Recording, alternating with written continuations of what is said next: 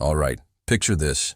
You've just lived through a nightmare, a whirlwind of horsemen, a storm of arrows that literally blocked out the sun, and now you're kneeling in the dust, the stench of smoke heavy in the air, your heart hammering against your ribs.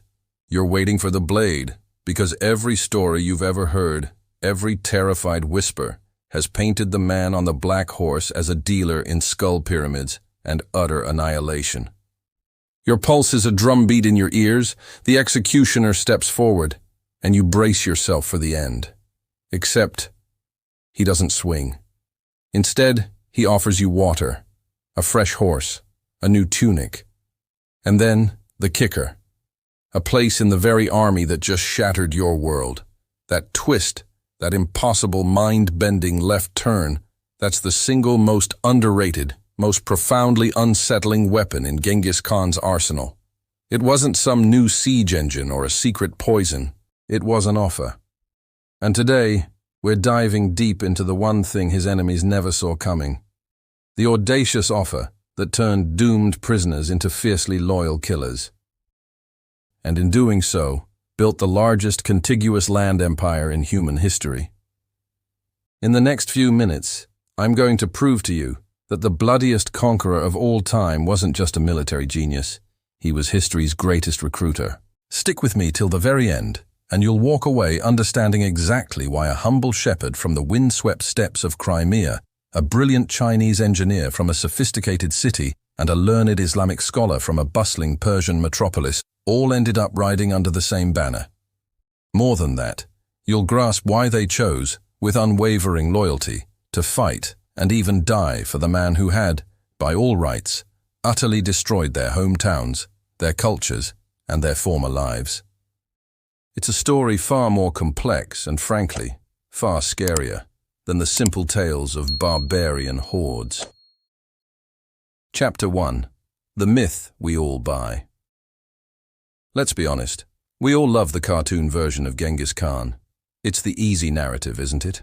Unstoppable barbarian hordes, towering pyramids of skulls, entire cities erased from the map, population counters spinning backwards into oblivion. Pop culture, history books, even casual conversations, they all hand us a Genghis Khan who swings swords the way other people shake hands, whose only answer to resistance is absolute, unmitigated destruction. It's a compelling, terrifying image, and it's certainly not entirely false.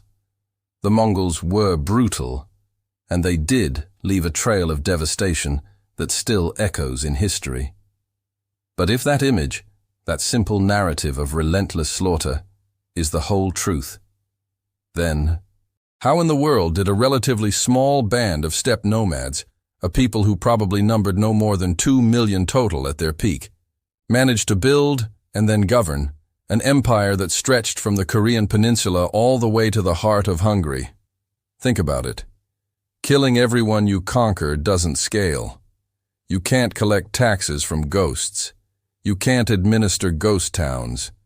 You certainly can't build a stable, functioning empire on a foundation of ash and resentment if there's no one left to resent or to govern. So, here's the logical conundrum.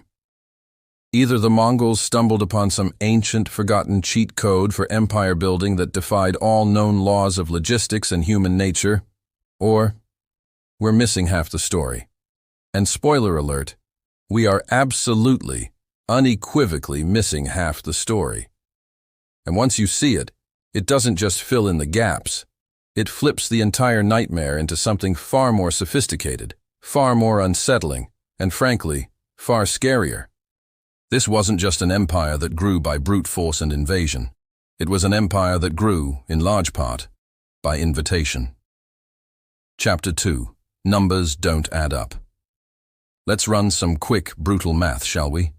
At its absolute peak, the Mongol army, the core fighting force that conquered nearly a quarter of the Earth's landmass, probably fielded somewhere between 100,000 and 150,000 warriors.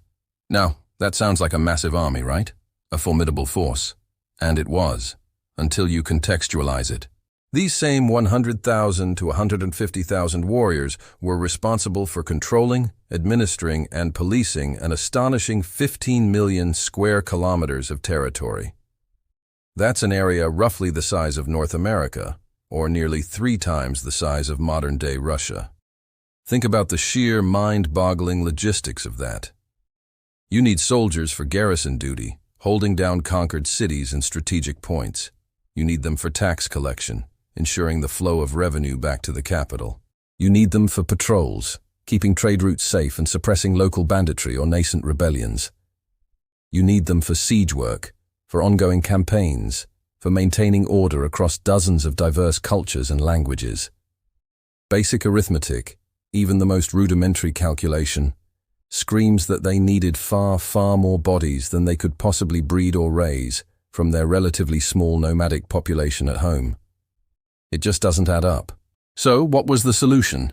It wasn't some complex political treatise or an elaborate system of diplomatic alliances. It was far more direct, far more pragmatic: import talent and import it fast. But this isn't like hiring a new CEO. How on earth do you persuade a defeated soldier, a man who just watched his friends, his family, perhaps his entire village burn to the ground at your hands, to pick up a bow, mount a horse, and fight for you again? How do you turn profound hatred into fierce loyalty? The answer, the absolute heart of Temujin's genius, was chillingly simple and incredibly effective. Turn survival into a career fair. He didn't just conquer, he co-opted. Chapter 3. The Day of the Offer. This isn't some romanticized legend. It's a documented historical pattern. Contemporary chroniclers, from the meticulous scribes of China to the often horrified historians of Persia and the Middle East, record this same scene playing out with an almost eerie, chilling similarity after city fell. Once the dust settled, once the initial terror subsided, Mongol officers would systematically separate the surviving population.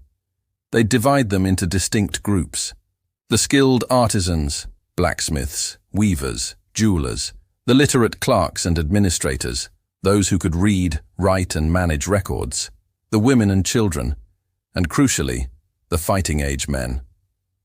Then came the speech. It wasn't a plea. It was a stark, brutal proposition, barked out in 6 languages by interpreters. You fought bravely. The Khan admires bravery. He respects strength.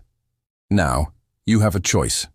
Swear loyalty to the great Khan, ride with us, and you will share in the spoils of future victories. You will have a chance to rise higher than your birth, your station, or your wildest dreams ever allowed you in your old life. It was a promise of opportunity, of advancement, of a future. If you accepted, the transformation was immediate and remarkably swift. You were given a new horse, often a better one than you'd ever owned, a new tunic, the uniform of your new masters, and, perhaps most significantly, a fresh identity. You were integrated into the Mongol army's revolutionary decimal system, units of 10, 100, 1,000, 10,000. In this new structure, your old clan, your former tribe, your ethnic background, your social standing, none of that meant anything. What mattered was your new squad, your new unit, and your loyalty to the Khan. Your past was wiped clean, replaced by a brutal meritocratic present. Refuse, and yes, you joined the skull pile. The stories of Mongol ruthlessness were not exaggerated in that regard. But here's the crucial part. Most didn't refuse. Because the offer wasn't just about survival. It was laced with something far more potent, something akin to rocket fuel for ambition and desperation. Pure, unadulterated meritocracy. It was a chance to escape not just death, but a life of subjugation, and instead join the winning side with genuine prospects for advancement. Chapter 4. Meritocracy on Horseback. Let's really dig into this idea of meritocracy, because it was absolutely revolutionary for the 13th century. Think about the world at that time. In medieval Europe, your entire life was pretty much locked into your father's job, your family's social standing. If your dad was a peasant, you were a peasant. If he was a knight, you might be a knight. Upward mobility was almost non-existent, unless you joined the church. In imperial China, The bureaucracy was a rigid, labyrinthine system, where officials spent years, often decades, memorizing Confucian classics, their rise dependent on family connections and intricate examinations. The Islamic world, while often more open to talent, still highly prized scholarly pedigree, noble lineage, and religious orthodoxy. But on the vast, wind-swept steppe, under the banner of Genghis Khan, the only pedigree that truly counted was results. Performance, skill, loyalty, courage. Take the legendary General Jebe. This guy, before he became one of Genghis Khan's most trusted commanders, was an enemy soldier. In an early battle, he famously put an arrow straight into Temujin's neck. When captured, he was on track to be flayed alive, a common gruesome punishment. Instead, he boldly confessed to the act, admitting his aim and courage. Temujin, impressed by such audacious honesty and skill, spared him. Jebe's bravery, his raw talent, was recognized. He wasn't punished for his past. He was rewarded for his potential. And he went on to become one of the 4 dogs of war, Genghis Khan's most formidable generals, commanding thousands of men. By the time the Mongols hit Central Europe, Jebe was a name whispered in terror and awe. Stories like Jebe's traveled faster than any pony express. They spread across the conquered lands, whispered by merchants, carried by refugees, amplified by the Mongol propaganda machine. The message was clear: serve well, and you will be promoted. Fight bravely, and you will share in the vast loot. You could rise from a nameless foot soldier to a commander, perhaps even a governor of a rich city like Baghdad or Samarkand. Where else in 1220, in any civilization on earth, could a stable boy, a captured peasant, or a defeated warrior dream that big? This wasn't just a promise. It was a proven path, demonstrated by men like Jebe. It was an irresistible lure for anyone with ambition, and nothing left to lose. Chapter 5. Breaking Tribal DNA. Now here's where Genghis Khan truly displayed his psychological masterstroke, a stroke of genius that fundamentally reshaped the very fabric of military organization. Traditional steppe armies, and indeed many armies throughout history, were inherently brittle. They were typically organized along tribal lines, clan affiliations, or regional loyalties. This meant that each clan stuck together, fighting for their own, and loyalty often wavered. Alliances could unravel after a single setback, a minor defeat, because the underlying bonds were tribal, not national or imperial. This created inherent weaknesses, fault lines that could be exploited. Genghis Khan understood this vulnerability implicitly. So he shattered that weakness with a simple yet profoundly effective tactic. He scattered new recruits, regardless of their origin, like seasoning into pre-existing Mongol units. Imagine it. You're a newly recruited warrior, a former enemy, perhaps a Persian or a Chinese soldier. Your tent mates now came from 4 corners of the sprawling empire. Your translator might speak Turkic. Your horse trader could be Persian. Your sergeant, the man who drills you, is a pure-blooded Mongol. Your unit is a mosaic of different ethnicities, languages, and backgrounds. What was the brilliant, brutal consequence of this? You literally couldn't rebel because you had no natural tribe, no pre-existing clan, no homogeneous group to rebel with. Your old loyalties were deliberately diluted, dissolved into a new, composite identity. The unit itself became your new tribe, your new family, your new source of belonging and security. And what solidified this new loyalty even further?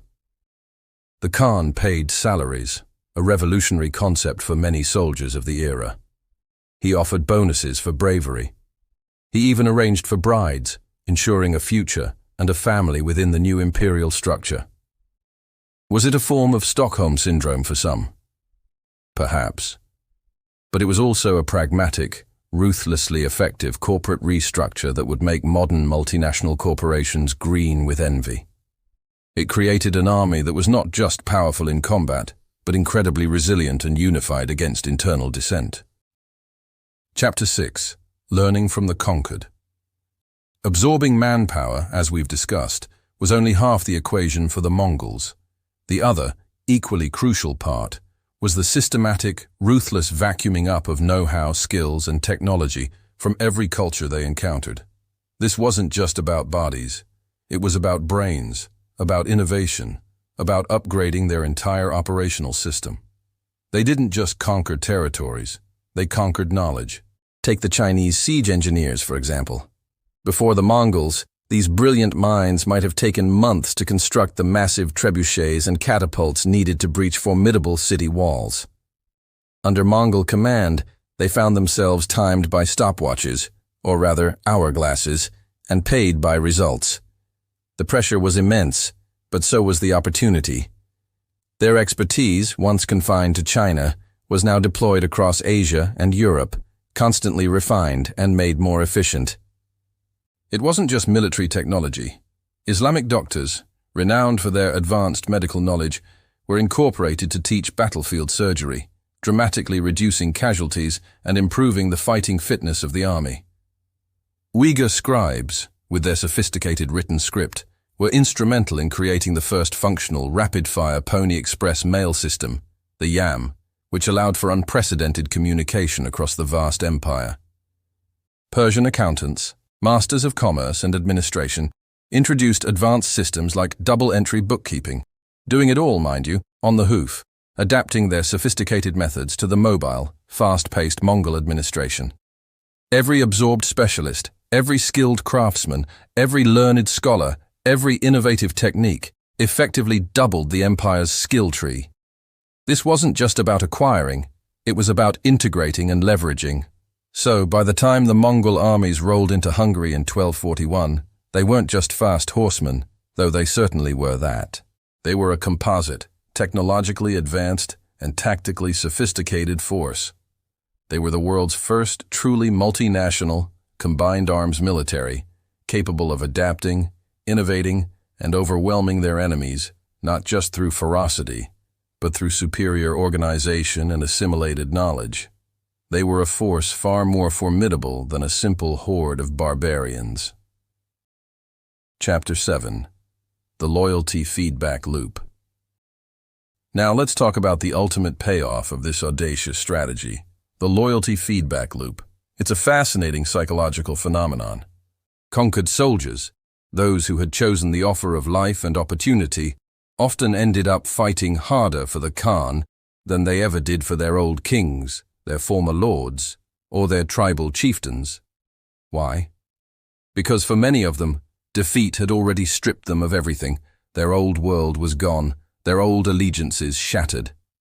The Mongols, in a perverse twist, gave them something back, something tangible and profoundly valuable. They offered status. They offered a new horse, a new weapon, a new uniform. They offered cold, hard silver, a share in the loot from the next city. And with each subsequent victory, each successful campaign, their choice to switch sides, their decision to join the winning team, was validated. It wasn't just a logical choice, it became an emotional one. Each validation tightened that knot of loyalty, reinforcing their new identity and commitment. They were no longer the defeated, they were the conquerors. By the second generation, the children who grew up in Mongol garrisons, in the new imperial cities, or on the vast protected trade routes, spoke Mongol. They fought like Mongols. They identified as Mongols.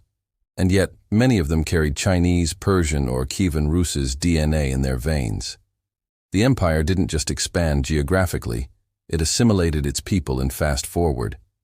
It wasn't just about military might, it was about creating a new, overarching identity, a new shared purpose, forged in the crucible of conquest and opportunity. This rapid assimilation was key to the empire's enduring, albeit eventually fragmented, legacy. It created a population that, for a time, saw its future inextricably linked with the success of the Mongol state. Chapter 8. Why Enemies Never Saw It Coming. This is perhaps the most intriguing part of the story. Why did Genghis Khan's enemies consistently miss this crucial aspect of his strategy? Why were they always caught off guard by the offer? The answer lies in the prevailing mindset of medieval warfare, which ran on deeply ingrained retaliation cycles. You kill my brother, I kill yours. You raid my village, I burn yours. We both salt the earth, and the cycle continues, often for generations. Mercy, especially toward a defeated enemy, was so far off-brand, so utterly alien to the established norms of conflict, that chroniclers of the time struggled to even describe it. Consider the words of a Chinese Jin commander, utterly baffled by the Mongol approach. They spare the useful as if life were negotiable coin. He couldn't comprehend a system where human lives, particularly those of enemies, were evaluated for their practical value rather than simply taken as a matter of course. It was an economic calculation applied to warfare, utterly foreign to his worldview. A Georgian monk, witnessing the Mongol campaigns in the Caucasus, called it diabolical wisdom, convinced that this strange blend of terror and calculated generosity was proof that the Mongols served the Antichrist. He couldn't reconcile their brutality with their pragmatic offers of integration. It was psychologically disarming, utterly outside the framework of their understanding. This was psychological judo at its finest, using the enemy's own narrative, their own expectations, against them. If everyone believes you are Satan incarnate, a monster of pure destruction, then offering a contract, a chance at a new life, becomes an almost irresistible, bewildering act of grace. Nothing disarms a fighter, a city, or an entire civilization faster than the sudden, shocking realization that surrender isn't necessarily death. It isn't just subjugation. It could, in fact, be a promotion. It could be a pathway to a better life, a chance to join the winning side. This profound psychological shock, this shattering of expectations, was a weapon as potent, if not more so, than any cavalry charge or siege engine. It created a level of confusion and internal division that few, if any, medieval powers were equipped to handle. Chapter 9. Case Study. The Khwarazmian Shah. Let's look at a concrete example of this strategy in action. One of the most dramatic. Central Asia, 1219. The Khwarazmian Empire was a vast, powerful Islamic state, stretching across Persia and Central Asia. It was wealthy, sophisticated, and boasted an army that could field 250,000 men, perhaps more. They were formidable, confident, and believed themselves invincible. After the infamous massacre at Otrar, a brutal event that sparked the Mongol invasion, something extraordinary began to happen. Mongol scouts, instead of simply slaughtering every Khwarazmian soldier they encountered, began to round up Persian cavalry units. But instead of executing them, they made them an offer, regular pay, new equipment, and a chance to fight for the great Khan. And then, the ultimate psychological blow. These newly recruited Khwarazmian soldiers were sent charging after their former employers, hunting down their own royal family. Within an astonishingly short period, less than a year, the Shah's elite troops, his once loyal commanders, were riding alongside the Mongols, dismantling their own empire from within. The Khwarazmian Empire, a power that had seemed unassailable, folded in a mere 18 months. Conventional wisdom, the simplified narrative, often attributes this rapid collapse solely to the speed of the Mongol horse. And yes, Mongol cavalry was incredibly fast and effective. But the deeper, more profound truth, the one that's often overlooked, is that the speed of assimilation dismantled an entire political and military class far faster and more comprehensively than any siege tower or cavalry charge ever could. The Khwarazmian state wasn't just defeated on the battlefield. It was hollowed out, its loyalties fractured, its very foundations turned against itself. This wasn't just conquest. It was a hostile takeover of human resources and military talent. Chapter 10. Case Study. Eastern Europe. The same story, with different accents and names, played out in Eastern Europe. Take the Battle of Mohi in 1241, a pivotal engagement where the Mongols, under Batu Khan, faced a formidable Hungarian army, stiffened by the heavy cavalry of German knights. It was a clash of titans, and on paper, the European forces had every reason to believe they could hold their own. But look closer at Batu's vanguard, the forces leading the charge. You wouldn't just see ethnic Mongols, you'd find Pechenegs, fierce Turkic nomads who had long been rivals of the Hungarians. You'd see Cumans, another Turkic people, many of whom had been displaced or subjugated by European powers. And perhaps most shockingly, you'd find disgruntled Russian boyars, local nobles and their retinues who had been beaten by the Mongols a decade earlier during the invasion of Rus. These were not just mercenaries, these were turncoats, former enemies, now fighting with a terrifying efficiency for their new masters. These assimilated forces brought invaluable, localized intelligence. They knew the local rivers, which were fordable and which were treacherous. They understood the seasonal mud, which routes would bog down heavy European cavalry. They knew which fields could hold a charge and which were soft and dangerous. They scouted every forest path, translated every cry in the dark, providing the Mongols with an unparalleled intelligence network. The result was a devastating pincer movement that utterly crushed a numerically equal, if not superior, European force in 2 days. Europeans, in their shock and horror, chalked it up to sheer Mongol ferocity, their inhuman speed, their Asian hordes. What they missed, what they couldn't comprehend, was the multinational mosaic that composed the Mongol army. They failed to see the integrated intelligence, the local knowledge, the sheer logistical advantage gained by absorbing and leveraging the very people they had conquered. It wasn't just brute force, it was intelligent, adaptable, and deeply informed warfare. Chapter 11. The Collapse That Wasn't. Here's a paradox for you.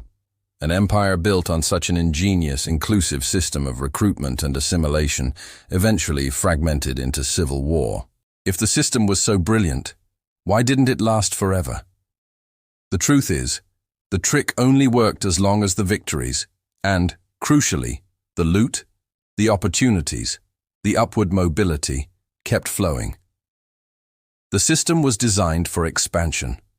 Once the Mongol expansion stalled, once the vast empire hit its natural geographical and logistical limits, the salary cap hit. The continuous stream of new wealth, new lands, and new opportunities that fueled the meritocracy began to dry up. Without constant conquest to provide fresh spoils and new territories for ambitious generals and administrators, the centrifugal pull of tribalism and local loyalties began to re-emerge. Local governors, now entrenched and powerful, started favoring their own clans, their own ethnic groups, their own regional interests, over the central authority of the great Khan. The vastness of the empire, once a strength, became a weakness as communication and control became stretched thin. But here is the crucial nuance. The breakup of the unified Mongol Empire wasn't an overnight collapse. It took 4 generations, a century-long run of unparalleled dominance, a lifespan most modern startups would kill for. Even in decline, even as the Central Empire fractured into successor khanates, the template, the core principles of Genghis Khan's recruitment strategy, lived on. You saw the Ilkhanid Persia recruiting Chinese infantry into their armies. You saw the Yuan dynasty in China, founded by Kublai Khan, employing Arab administrators and Persian scholars in their government. The fundamental idea that talent and loyalty transcended ethnicity, that you integrated and leveraged the skills of the conquered, proved so effective that it outlived the founder, outlived the unified empire, and continued to shape the political and military landscape for centuries. Chapter 12. Modern Echoes. So, what does any of this have to do with us today? More than you might think. Silicon Valley, with its slick terminology, calls it acqui-hire. That's when a large tech company buys a smaller startup, not necessarily for its product, but primarily to acquire its talented engineers, its skilled team. The Romans, centuries before, had their own version, a brilliant process they called Romanization, where conquered peoples were offered citizenship, opportunities, and integration into the vast Roman system, turning former enemies into loyal citizens. Genghis Khan, however, industrialized this concept first, and on a scale that dwarfed anything before him. He did the same thing, but with a far higher stakes and a far more brutal efficiency. The startup he was acquiring was your city, your province, your entire way of life. And the retention bonus he offered wasn't just stock options or a corner office.